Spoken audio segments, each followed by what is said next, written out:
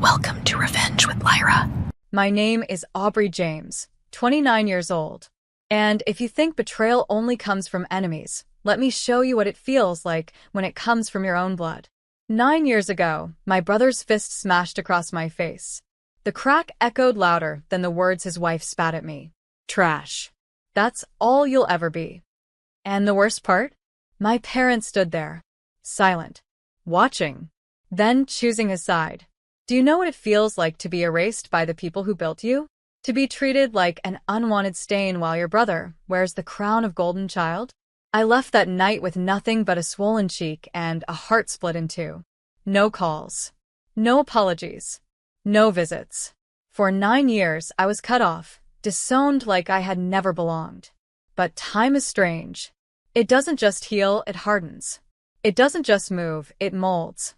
While they whispered lies about me, I built an empire they could never imagine. Oceanfront views, glass walls, power at my fingertips. The kind of life they once mocked me for dreaming about. And then, yesterday, they appeared at my gates, dressed in desperation, voices dripping with entitlement. My parents, hand in hand with the same brother who once broke me. They didn't ask, they announced. We're moving in. 9 years of silence, erased like nothing had happened. 9 years of pain, dismissed with smug expectation. I looked at them. Calm. Cold. Smiled once. And locked the gate. Because sometimes revenge isn't loud. It isn't cruel.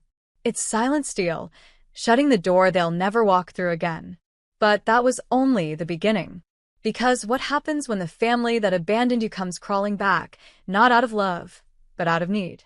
And what happens when you're no longer the broken one at the door, but the one holding the keys to everything they've lost? The knock on the gate didn't stop. It grew louder, angrier, like they thought persistence could bend me. I stood inside my glass-walled living room, watching them through the cameras on my phone. My brother's face had aged hard, lines of arrogance carved deep. My parents, though, looked smaller, weaker than I remembered. But their voices? Still sharp. Still commanding. Aubrey, open this gate. We're family. We have a right, my mom barked. Family. That word stung like salt in an open wound. 9 years ago, I begged them to see me, to hear me, to love me even half as much as they loved him. Instead, they let him strike me. They let his wife spit on me. They let their silence crush me. And now they wanted entry. I pressed the intercom button, my voice steady as glass. You cut me off. You erased me. Remember? What right do you think you have now? Silence. Then my dad coughed, his pride cracking just enough for desperation to slip through. We lost the house. The business is gone. Your brother's in debt. We need somewhere to stay. A laugh almost escaped me, bitter and sharp. They had traded me for him, and he had led them into ruin. I have space, I said finally, letting hope flicker in their eyes for half a second. Then I leaned in close to the mic. But not for you. My brother's fist slammed against the gate. You ungrateful little. I cut the feed. Because here's the truth. I wasn't that girl with a bruised face anymore. I wasn't the shadow they cast out. I was Aubrey James. The woman who built a kingdom from the ashes they left behind. And I wasn't done teaching them what it felt like to lose everything. The gate stayed locked. But the real lesson? That was still coming. That night, the ocean wind howled against my windows, but it was nothing compared to the noise in my chest. Memories collided me, at 19, standing in the driveway with a swollen cheek, my parents refusing to meet my eyes. My brother's smirk burning into me like a scar. And now, they were outside my gates, begging for shelter, like orphans. I should have slept. Instead, I poured a glass of wine, pulled up my laptop, and opened a folder I hadn't touched in years, receipts. Because while they erased me, I collected. Every debt, every lawsuit, every shady transaction my brother had pulled under our family's name. He thought he was invincible with Dad's support. But banks don't forget. Neither do courts. And I documented it all. The next morning, I strolled down my marble steps, heels clicking, and unlocked the gate, not to let them in, but to watch them squirm up close. My mom rushed forward, fake tears clinging to her lashes. Aubrey, please. We didn't mean it. You know blood is thicker than water. Blood? I remembered her words clear as glass. You're nothing but shame to this family. I tilted my head, studying them like strangers. You want a place here? Fine. Let's make it fair. Why don't you sign this? I held out a document, one that stripped my brother of power of attorney over Dad's ruined company. One that transferred their remaining assets under my oversight. Their faces drained. My brother lunged for the paper, snarling, "What game are you playing?" I stepped back, calm, sipping my coffee. The kind where I finally win. He laughed, mocking, but his eyes betrayed him. He needed me. They all did. And in that moment, I saw it. Fear. Not for me. Not for what I might do. But fear of losing the last shred of control they clung to. The gate closed again, metal bars slicing their faces into fractured reflections. And I whispered to myself, let them sweat. Because poetic justice doesn't strike all at once. It drips. Slow. Merciless. And their storm had only just begun. By the third day, their begging turned to threats. I watched from my balcony as my brother paced outside the gate, his voice sharp enough to pierce the morning air. You think that house makes you better than us? You wouldn't have anything if it weren't for this family. I almost laughed. This family? The same one that threw me out like spoiled leftovers? The same brother who bloodied my face and called me worthless because his wife said so? I leaned over the railing, letting the sun catch my hair, my voice cutting through the ocean breeze. You're right. I wouldn't have anything if I had stayed under your roof. If I had believed your lies. If I had remained small so you could feel big. My mom tried her old weapon, guilt. Aubrey, you can't erase us. We're your parents. I smiled faintly. And yet, you erased me first. They didn't know the calls I'd been making. The quiet arrangements. The invitations sent to certain old friends of theirs who'd be very interested in seeing the truth. That evening, I hosted a private dinner at my mansion, investors, bankers, a few society names who once adored my parents. The dining hall glittered with candlelight and glass, laughter echoing against stone walls. And right on cue, I projected a slideshow on the wall, the legacy of the James family. But it wasn't the legacy they expected. It was documents. Transactions showing how they funneled my savings into my brother's failing ventures. Loan defaults. Properties foreclosed. Lies they'd spun about me to cover their tracks. The room fell silent. Forks froze midair. Gasps spread like wildfire. And then laughter. Not mine. Theirs. The same people who once praised my parents now whispering, mocking, shaking their heads at the empire of fraud. My parents stood at the back, pale as ghosts. My brother's fists clenched so tight, I thought he'd break his own bones. I raised my glass, smiling. To family, the ones who teach us the hardest lessons. The applause was thunder. Not for them, for me. That night, I didn't just lock them out of my gate. I locked them out of their own reputations. And for the first time, I felt at peace. Not because I destroyed them, but because I'd finally told the truth. The fallout was faster than even I imagined. By sunrise, the whispers from my dinner spread like wildfire through town. The same people who once bowed to my parents now avoided their calls. Bankers demanded meetings. Business partners pulled out. Even my brother's wife, so smug the day she called me trash, packed her things and fled. I sipped coffee by the ocean, the waves crashing steady as a heartbeat. My phone buzzed relentlessly. Desperate voicemails, frantic apologies, tear-soaked pleas. I let them pile up. By noon, my parents stood outside the gate again. But this time, no arrogance. Just collapse. My father, once the man who controlled every room he entered, now leaned on the fence like it was the only thing holding him upright. My mother's makeup streaked down her face, her voice cracking. Aubrey, we don't have anywhere else to go. Please. Just let us in. For a moment, I almost felt it, the old tug of guilt, the reflex to be their savior. But then, the scar on my cheek ached. The memory of fists. The humiliation. The years alone. I shook my head, slow. You made your choice when you chose him over me.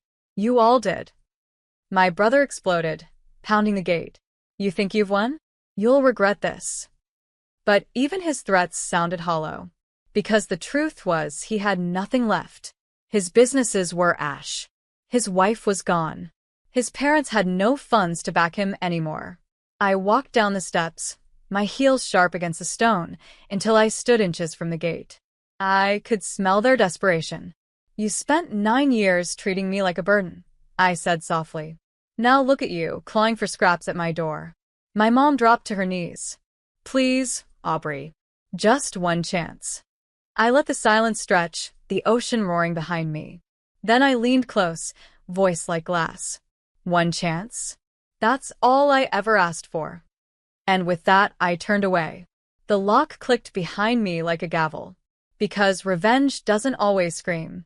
Sometimes it whispers. The next move came sooner than I thought. 3 days later, while I was away at a charity gala, I got an alert on my phone. Motion sensors. Gate breach.